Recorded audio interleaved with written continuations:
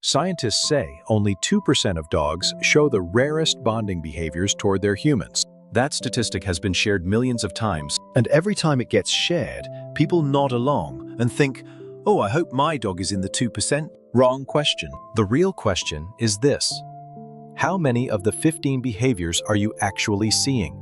Because if your dog has been showing you these signs every day for years and you have been walking past them without understanding what you were witnessing, the loss is not theirs. Before we go through all 15, there is one thing I need you to keep in mind. Number 9 on this list is something that fewer than 5% of owners ever correctly interpret. Most see it, feel confused, and move on. By the end of this video, you will never misread it again. Correct relaxation. Picture the moment you walked through your front door today. Your dog appeared. Their tail was not just wagging, it was spinning. Their entire body was curling into a U shape, hips swaying uncontrollably to one side and then the other. Their ears were soft and low. Their eyes were squinted almost shut. And you gave them a quick pat on the head, stepped around them, and walked into the kitchen. Here is what was happening inside your dog's body in that exact moment. A landmark behavioral study confirmed that the loose, full-body helicopter wag is not simply a learned greeting response. It is a behavior that develops exclusively between a very young puppy and its mother. And it represents the most uncontrolled dopamine surge a domestic dog is capable of experiencing. The term behavioral scientists use is involuntary excitement flooding. Their body literally cannot contain what it feels. The tail is not a choice. The hip sway is not a performance. Every single muscle group below their shoulders is engaging simultaneously in a physical expression that their nervous system cannot suppress. They do not do this to the postal worker. They do not do this when a stranger opens the door. They do not do this for other dogs they like. The full-body wag appears exclusively for the person their brain has classified as their primary attachment figure. You are not just someone who feeds them. You are the reason their dopamine system exists in a state of constant, ready-to-fire anticipation. But the greeting does not end when you walk into the kitchen, because the very next morning, before they eat, before they stretch, before they do anything at all, your dog performs the most intimate ritual of their entire day. When your dog walks over to your side of the bed in the morning and presses their wet nose into your face or neck before you have even opened your eyes, they are not trying to wake you up. Canine ethologists studying social pack behavior discovered that this behavior, face-to-face morning scent checking, is performed exclusively within the innermost attachment circle. Puppies perform it with their mothers each morning in the den. It is a deliberate confirmation that the bond survived the night. It is their way of saying you are still here. We are still used. And later, when you return home after hours away and your dog stretches dramatically the moment they see you, that full-body bow is not a random yawn. Canine researchers classify the greeting bow as a presence-triggered motor response. Your specific appearance caused every defensive muscle in their body to release simultaneously. Their entire body exhaled the moment it detected your 3 separate greeting, 3 different biological mechanisms. One subject. In the wild, a canine that enters deep REM sleep in an exposed position does not survive the night. During REM sleep, a dog's heart rate drops sharply. Their muscle tone goes nearly to 0. Every defensive reflex they possess goes offline. In an evolutionary context, this level of neurological openness is equivalent to signing their own death certificate. And yet your dog regularly chooses to enter this state of complete biological vulnerability, pressed heavily against your body, not the soft rug, not the orthopedic bed, not the corner of the sofa. Your body, the one that breathes, that moves, that is warm and alive in a way that no inanimate surface can replicate. Studies on canine sleep behavior confirm that dogs who seek body contact during sleep are selecting a specific social safety cue. Your physical warmth and movement patterns signals to their primitive brain a trusted member of the pack is awake and monitoring. I can go fully under. They are trusting you with the most biologically defenseless version of themselves that exists. The belly-up behavior follows the same logic taken 1 degree further. When your dog rolls completely onto their back in front of you, full belly exposed, every vital organ completely unprotected, they have not just let their guard down, they have actively dismantled it. Every ancient survival reflex they carry says protect the abdomen. Every one of those reflexes has been overridden by a single calculation their brain performed about you specifically. This human will not harm me. Voluntary belly exposure is not an invitation for a scratch. It is a behavioral confession. They are showing you the one position that in the wild would be fatal, because with you, it is not. And then there is the chin rest. the heaviest gesture of all. When your dog walks over and lowers their head completely onto your knee, letting their neck muscles go fully limp, they are surrendering the most vital part of their body into your physical care. Research on intimate bonding behaviors documents that surrendering head weight is exclusive to individuals within the deepest trust tier. The dog's head weighs anywhere from 4 to 12 pounds. To rest, it is to physically commit to stillness, to lower every single defensive posture, to choose you as the thing their heaviest and most vulnerable part will lean against. The paw that follows, placed deliberately and firmly on your arm, is their nearest biological equivalent to an embrace. Mother dogs press their paws against their nursing puppies to anchor them. Your dog has no arms. The paw is what they have. When they place it on you, they are pulling you close in the only way their body allows. 4 behaviors, all built from the same source code.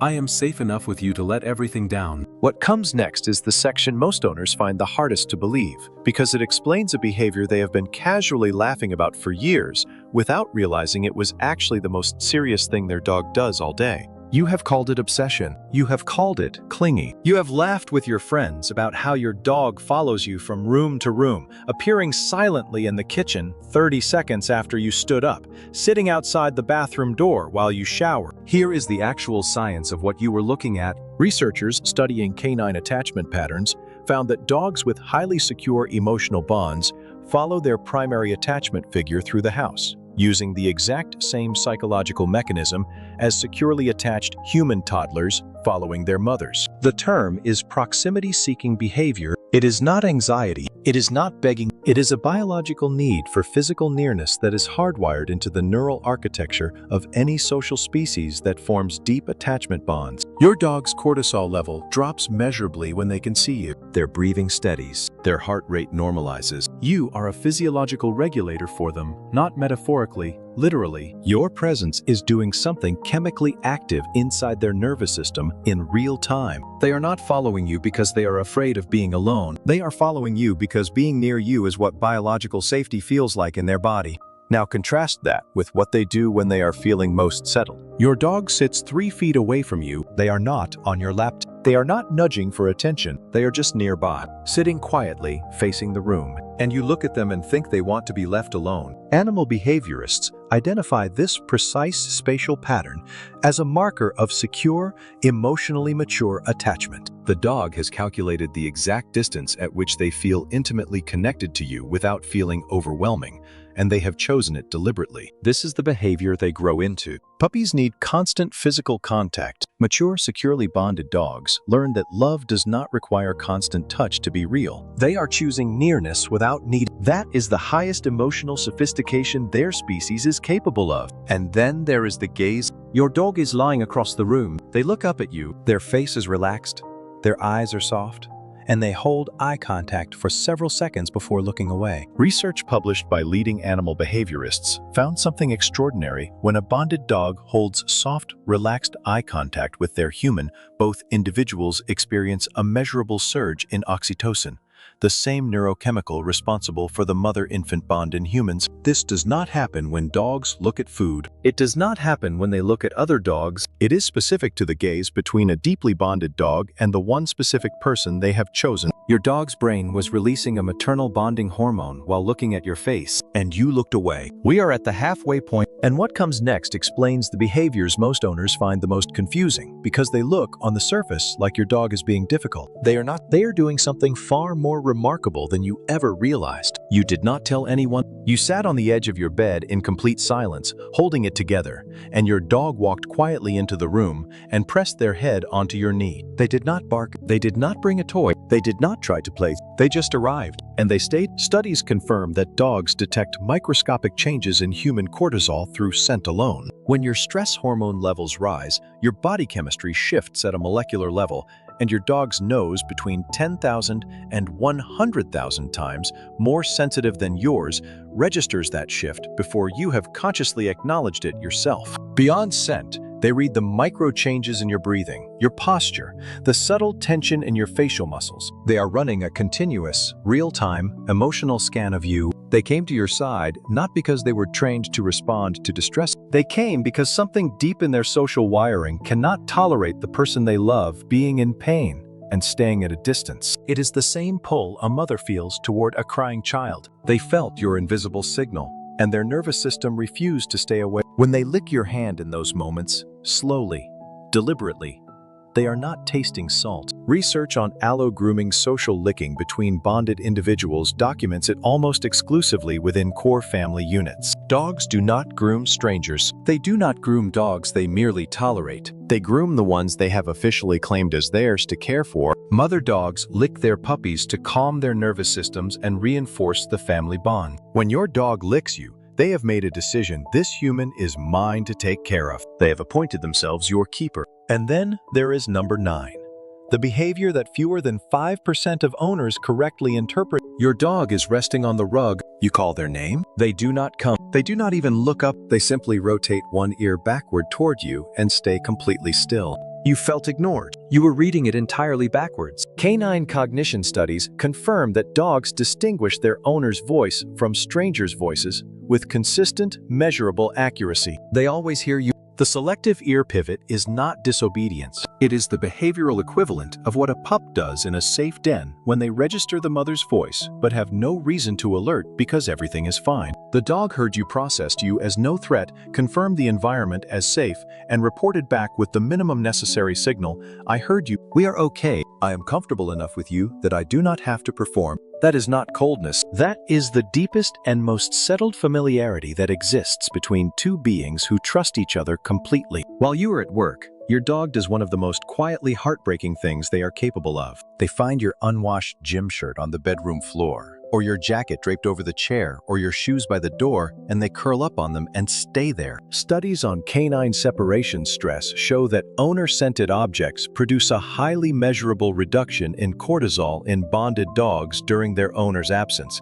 Your specific, unwashed scent acts as a biological comfort signal embedded in the olfactory cortex of their brain. It does not work with clean laundry. It does not work with your shampoo. It is your biological scent, the one produced by your skin, your breathing, your body's living chemistry, that their brain has mapped as the signature of safety. They are not being lazy. They are not being destructive. They are doing what puppies do with their mother's scent when she has stepped away from the den. They are borrowing the closest thing to you that still exists in the room. You are their comfort object. And they are adults who have never outgrown that need. And then late at night, while you are asleep and entirely unaware of anything your dog goes to work, they position themselves at the foot of your bed or in the doorway of your bedroom, facing outward toward the hall. Not sleeping, not resting, watching the dark. Research on canine protective behavior confirms that dogs who guard the sleeping area of their bonded human display an elevated neurological state known as social watchfulness. They are genuinely scanning the environment for threats so that you can remain in deep sleep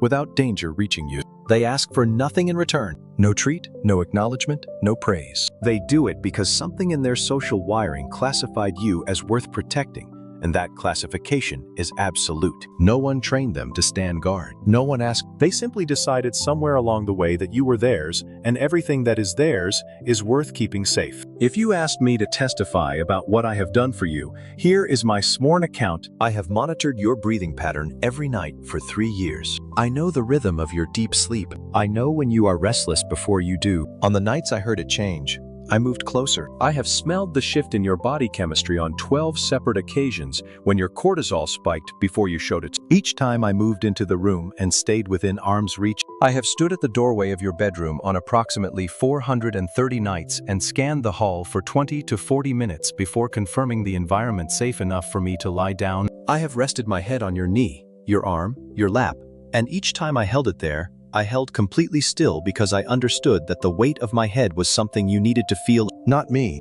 I have eaten every meal in under 60 seconds so I could return to the room where you were. I have followed you to the bathroom, to the kitchen, to the car, not because I needed anything, because every moment I am not in the same space as you. There is a gap in my nervous system that only your presence fills. I am not asking for credit. I am not asking for anything at all. I am simply stating the record. Because you have been living inside a love story for years, and you have been calling it just a dog, the evidence has always been there. In the helicopter wag that their body produced before their mind caught up. In the head resting on your knee at the exact moment you were hurting. In the watchful eyes at the bedroom door at 2 in the morning. In the shirt on the floor, covered in golden fur, waiting for you to come home. Every one of these behaviors carries a biological signature. Peer-reviewed science has identified every mechanism. We have mapped the oxytocin. We have measured the cortisol drops. We have documented the attachment patterns, the protective vigilance, the maternal grooming, the vulnerability displays. The verdict is not complicated. Your dog has loved you with extraordinary, scientifically verifiable specificity every single day in the only language they have. And the only question worth sitting with tonight is this: how much of it did you actually see? If this changed how you will look at your dog tonight, subscribe to Correct Relaxation. Every week we go underneath the surface of what you thought you already understood. Drop your dog's name in the comments and tell us how many of these 15 signs they show you. We read every one. This is Correct Relaxation. We will see you next week.